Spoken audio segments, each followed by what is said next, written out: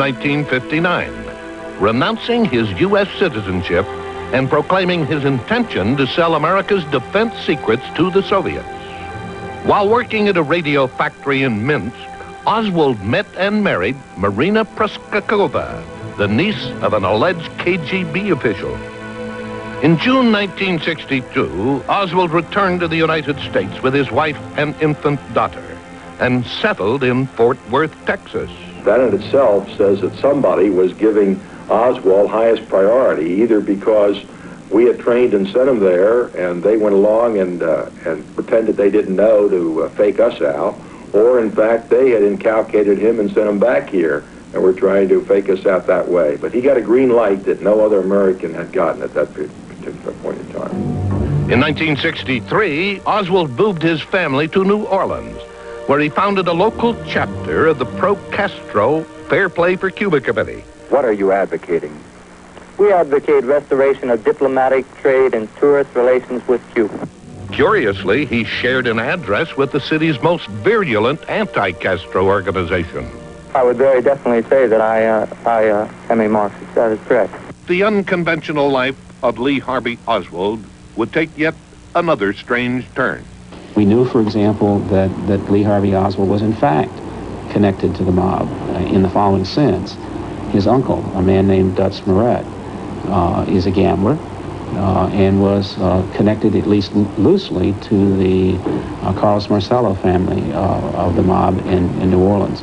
His mother had some very mysterious connections to the Marcello operations down in New Orleans.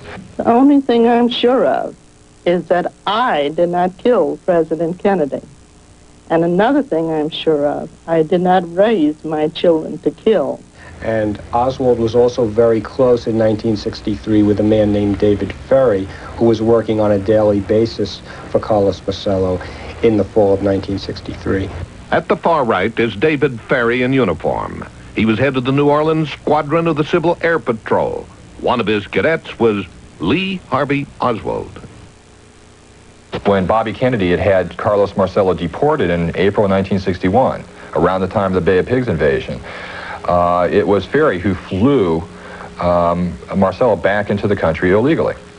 In fact, an informant witnessed Oswald in Marcello's headquarters, the Town and Country Motel in New Orleans, receiving what appeared to be a payment from a Marcello lieutenant.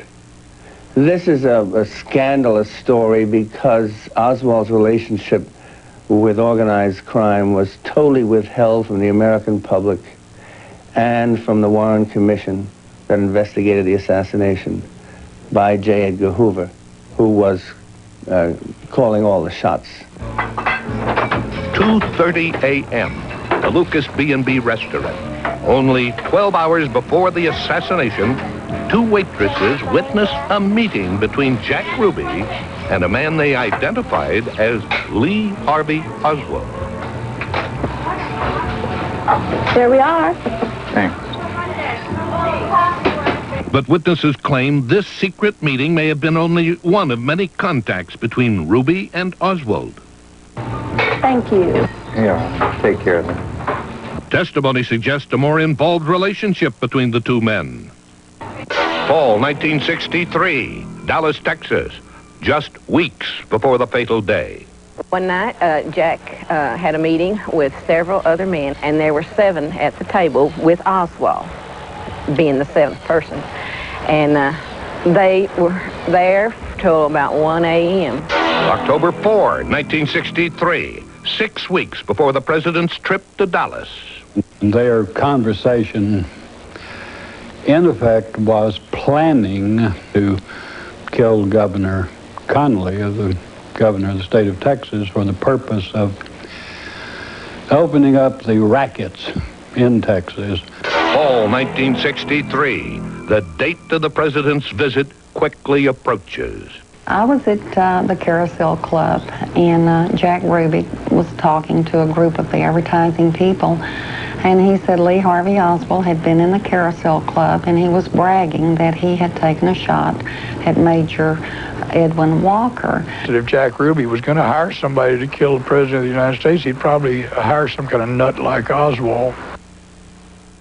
We're back again with Marina Oswald Porter. Marina, you heard the reports that your uncle was a member of the KGB at the time you lived in Moscow with Oswald. Is that true? My uncle has a rank and what you translated in English language as the Ministry of Internal Affairs. I do believe that will be equivalent to American FBI. Did Oswald and your uncle ever meet, ever talk? Of course.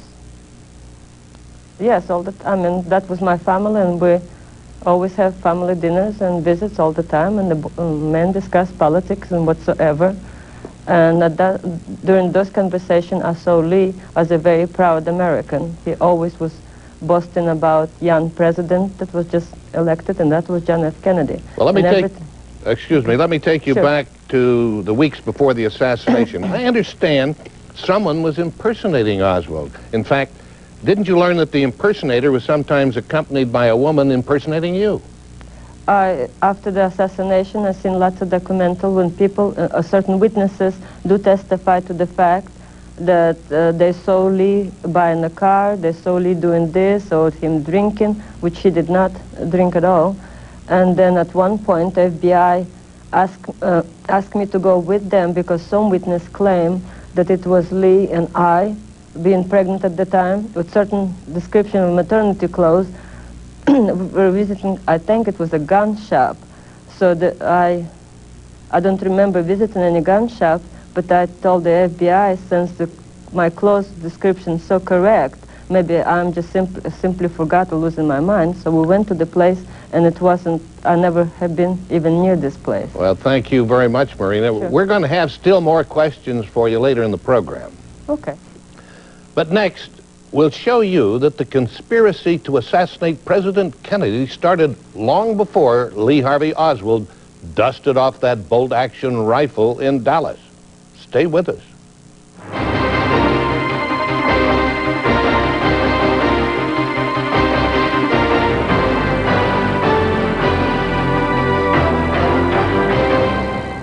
Line poll. Dial 1-900-220-2300 to officially reopen the investigation.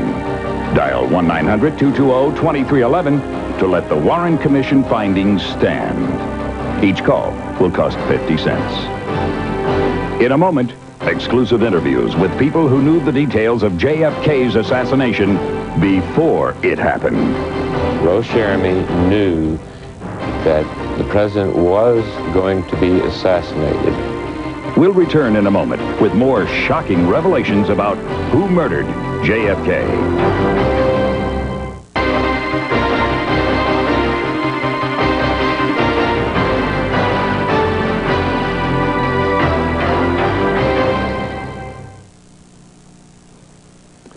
The conspiracy to assassinate President Kennedy had been brewing in Dallas days before the president arrived.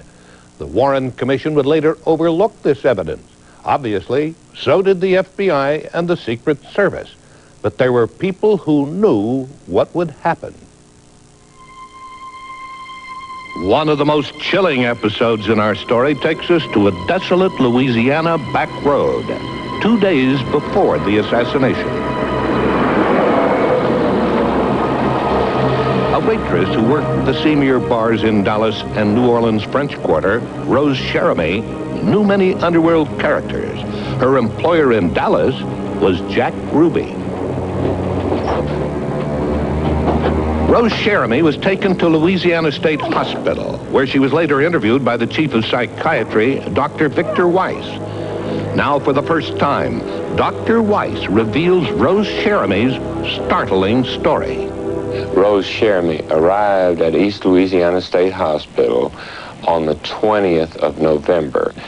She was treated on that unit for rather minor injuries from being thrown from the car. She quite openly and readily told a number of the staff, including the doctors attending her, that she was aware the president was going to be assassinated. Kill him. I gotta get out of here. I can't be part of this. You gotta listen. Okay, let's give it a shot. No, you Rose Jeremy knew that the president was going to be assassinated, and And it was common knowledge in the, quote, underground in New Orleans that this was to happen, that the contract had been let. You gotta listen to me. I think you better give it a shot now. I must say in all honesty that I think she had some knowledge of something that was transpiring and had transpired. I had a tendency to believe her story. They're gonna kill the president, damn it, Dallas! Everything's gonna be just fine. Incidentally, the two men that threw her out on the highway were returning to Dallas. It is now November 21st, 1963. For over 1,000 days, John Kennedy has held the office of the presidency. On the night before he's assassinated, the president and his wife arrive in Fort Worth, Texas, continuing his goodwill tour of the state. On the last night of his life, the president is left unguarded while his Secret Service men investigate nightlife at Fort Worth's Cellar Club. So, who's guarding the president, boys? Hey, don't ask me. Everybody's here. They showed up about 1 o'clock and proceeded to just have an awful lot of fun. I'm with the press. Every place that the president goes, the city supplies 2 firemen to put on each floor of the hotel in the event of a fire. And if all the Secret Service guys were down here in this club playing, that still leaves the 2 firemen on each floor of the hotel protecting the president, because all the Secret Service guys were there. They partied with Dallas strippers, including some from Jack Ruby's Carousel Club, who joined in the festivities.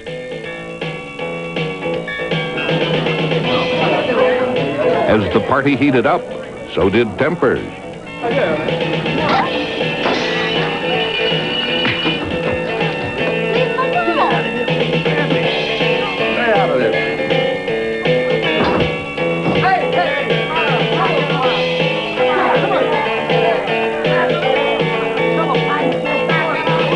While the president slept, his Secret Service men continued their party. It began to break up around 5:30.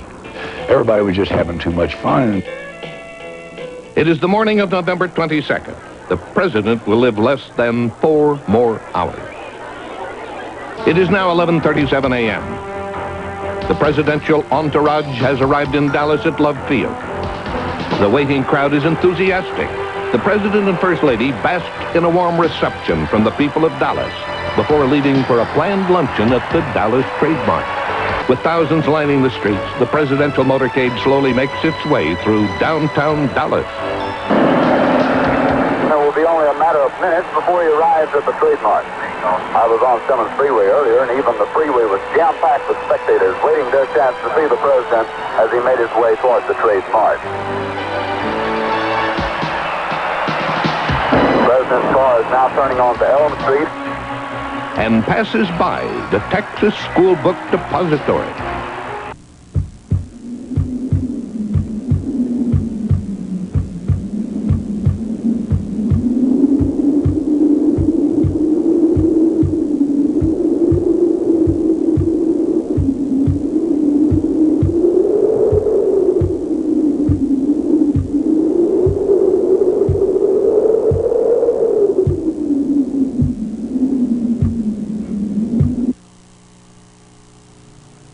There are at least 2 questions here that were never answered. Why didn't anyone listen to Rose Cherami? Why wasn't Oswald under active surveillance? The FBI knew he was potentially dangerous. They had a file on him, and they knew he was in Dallas. Now, those are just 2 of the many questions you might ask yourself as you decide how you're going to vote on the 900 numbers we've provided. You should know enough now to make your decision. But there is even more to know. Join me when we come back to see how modern technology is revealing there was a second gun that day in Dallas. Dial 1-900-220-2300 to officially reopen the investigation. Dial 1-900-220-2311 to let the Warren Commission findings stand. In a moment, we'll return to Who Murdered JFK?